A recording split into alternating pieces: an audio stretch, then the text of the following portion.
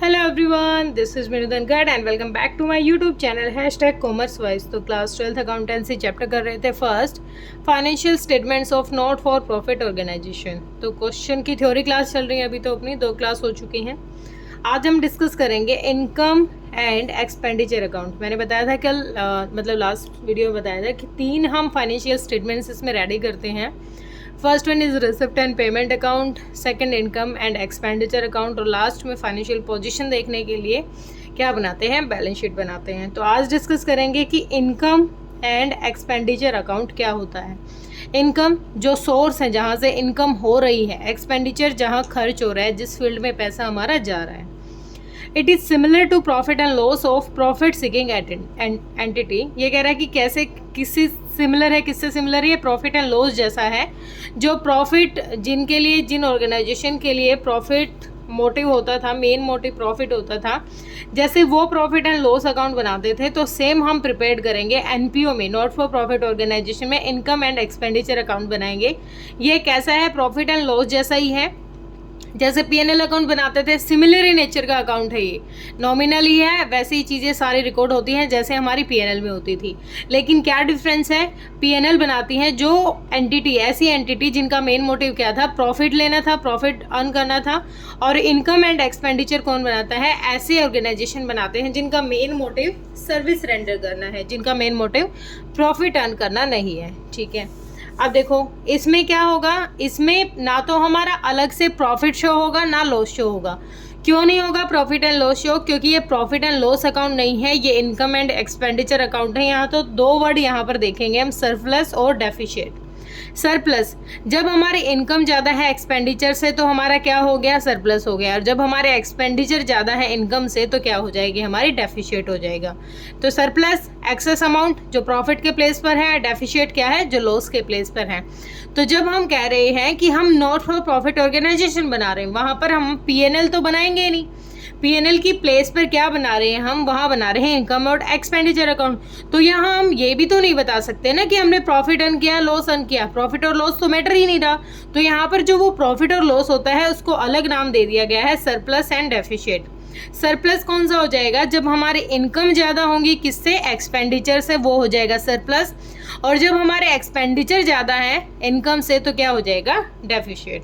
ठीक है, आगे देखो इसकी फीचर्स क्या क्या है। सबसे पहले देखो नेचर ऑफ अकाउंट्स कैसा है, ये नॉमिनल नेचर का अकाउंट है। मैंने बताया था सिमिलर ही, जैसे हमारा पीएनएल अकाउंट बनता था वैसे ही है। नॉमिनल नेचर का अकाउंट है जिसमें जितने भी हमारे एक्सपेंसेस और लॉस हैं उनको करो डेबिट, और जितनी भी हमारी इनकम एंड गेन्स हैं उनको करो क्रेडिट। दोबारा देखो, नॉमिनल नेचर का अकाउंट है जिसमें हमारे जितने भी खर्चे हैं, जितने भी अपने लॉस हैं उनको करेंगे डेबिट, और जितने भी इनकम्स हैं जहाँ से रिसीव हो रहा है हमें, वो क्या हो जाएंगी, credit. Nature of item recorded in it, इनमें कैसी नेचर के अकाउंट्स रिकॉर्ड हो जाते हैं, इसमें रेवेन्यू नेचर की जो ट्रांजैक्शंस होती हैं वो रिकॉर्ड होंगी। कैपिटल नेचर को इसमें क्या कर दिया जाता है, इग्नोर किया जाता है। कैपिटल नेचर की चीज़ें इसमें रिकॉर्ड नहीं की जाती। विद इन द ईयर जितने भी हमारे एक्सपेंस हुए हैं, एक्सपेंडिचर हुए हैं, या फिर विद इन द ईयर जितनी हमारी इनकम थी, सिर्फ उनको रेगुलर नेचर की चीज़ों को ही रिकॉर्ड किया जाएगा, रेवेन्यू नेचर की चीज़ों को ही रिकॉर्ड किया जाएगा। जो कैपिटल नेचर की है उनको इग्नोर किया जाएगा। इसमें कोई ओपनिंग और क्लोजिंग बैलेंस नहीं होता कैश का। अभी मैंने क्या बताया, इसमें अब हम क्या रिकॉर्ड नहीं कर रहे, इसमें सिर्फ और सिर्फ एक्सपेंस और इनकम रिकॉर्ड कर रहे हैं, और विद इन द ईयर बस उस साल के जो खर्च थे और उस साल में जो इनकम हुई तो उनको रिकॉर्ड करेंगे। तो इसमें कोई ओपनिंग बैलेंस नहीं होगा कैश का। आगे कहता है एडजस्टमेंट। एडजस्टमेंट क्या होगी, अब देखो जब पीएनएल है, पीएनएल की तरह ही प्रिपेयर किया जा रहा है, तो इसमें वैसे ही ट्रीटमेंट होगा जैसे कोई डेप्रिसिएशन है, कोई आउटस्टैंडिंग एक्सपेंसेस है, प्रीपेड एक्सपेंसेस है, ऐसी चीज़ें ही इसमें रिकॉर्ड की जाएगी। आगे देखो क्या कह रहा है, it records income and expenditure of current period. अभी मैंने बताया इसमें करंट पीरियड, इसमें रेवेन्यू नेचर की चीज़ों को रिकॉर्ड करेंगे।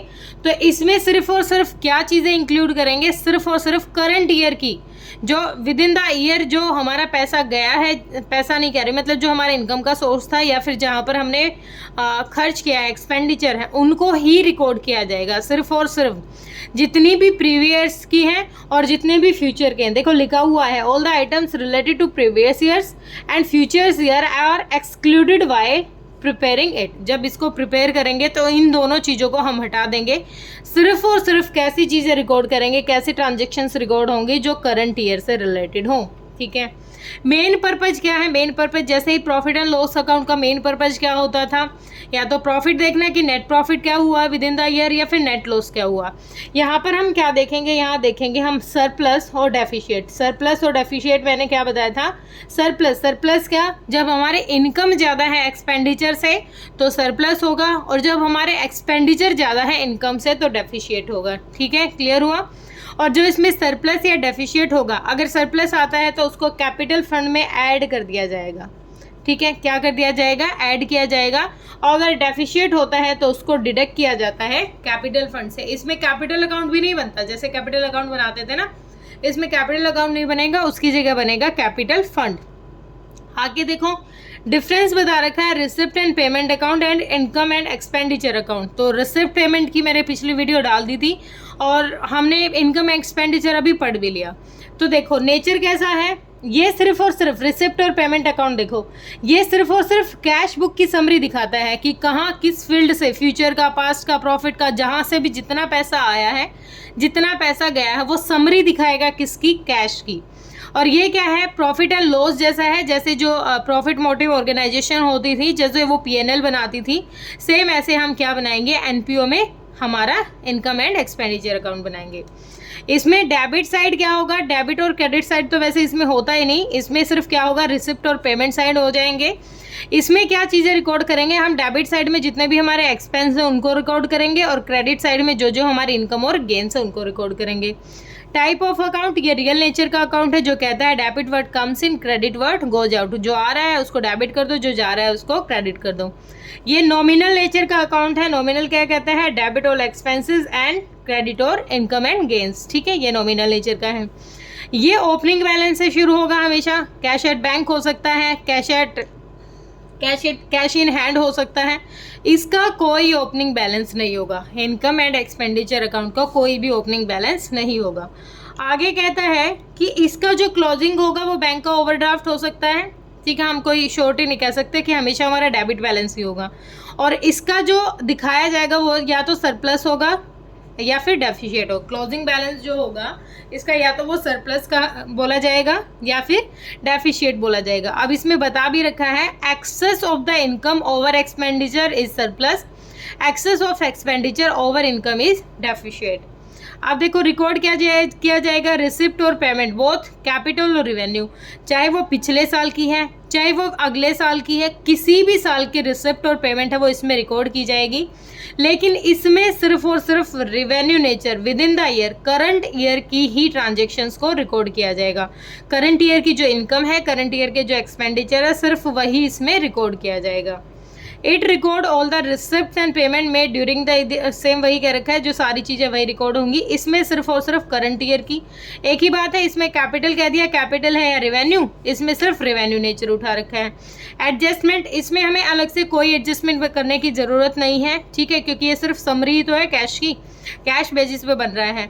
इसमें हमारे लिए ज़रूरी हो जाती है एडजस्टमेंट करनी जब भी हम इसको प्रिपेयर करते हैं, क्योंकि ये एक्रूल बेसिस पर है। एक्रूल बेसिस मतलब कोई पैसा अगर हमें 4 महीने के बाद मिलना है और हमने मतलब वो गुड्स हमने बेच दिए, लेकिन उसका पैसा 4 साल के बाद आएगा, तो चाहे वो पैसा 4 साल के बाद आए, 4 साल का 4 महीने के बाद आए, तो चाहे कैसा भी हो, अगर हमने आज सामान बेच दिया तो आज के आज ही उसकी रिकॉर्डिंग हमें करनी है, उसको रिकॉर्ड करना है।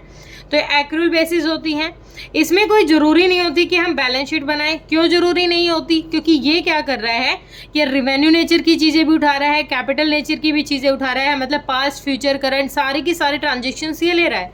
लेकिन इनकम एंड एक्सपेंडिचर के बाद ज़रूरी होती है बैलेंस शीट बनाना, क्योंकि सिर्फ ये क्या कर रहा है, सिर्फ रिवेन्यू नेचर के आइटम्स को ही क्या कर रहा है, ये रिकॉर्ड कर रहा है। ठीक है, होप क्लियर हुआ होगा, बस आगे तो नहीं है। ठीक है, अच्छा इसमें देखो, इसमें लास्ट पॉइंट है transfer of closing balance. Transfer कहाँ करते हैं? रिसिप्ट और पेमेंट का है वो अगले साल में, अगले नेक्स्ट पीरियड में जो उनका क्लोजिंग बैलेंस होगा वो अगले का ओपनिंग बैलेंस बन जाएगा। लेकिन इसमें जो आएगा, जो इनकम एंड एक्सपेंडिचर अकाउंट का जो बैलेंस होगा, या तो वो क्या होगा, सरप्लस होगा या डेफिशिएट होगा, उसको कहाँ बैलेंस शीट में ट्रांसफ़र किया जाएगा। अगर सरप्लस है तो कैपिटल फंड में ऐड कर दिया जाएगा, डेफिशिएट है तो कैपिटल फंड में क्या किया जाएगा, डेफिशिएट है तो डिडक्ट कर दिया जाएगा। ठीक है, अब आगे इनकम एंड एक्सपेंडिचर अकाउंट और प्रॉफिट एंड लॉस अकाउंट बताया गया है, तो ये कुछ खास हमें बताने की ज़रूरत नहीं है। ये हमें पता है, ये देखना है कि इनकम ज़्यादा है या एक्सपेंडिचर ज़्यादा है। इसका मेन मोटिव क्या था, नेट प्रॉफिट और नेट लॉस निकालना था कि एग्जैक्ट में हमें कितना प्रॉफिट या कितना लॉस हुआ है विद इन द ईयर। और इनकम एक्सपेंडिचर बनाती हैं एनपीओ, इनको प्रॉफिट मोटिव बनाते हैं।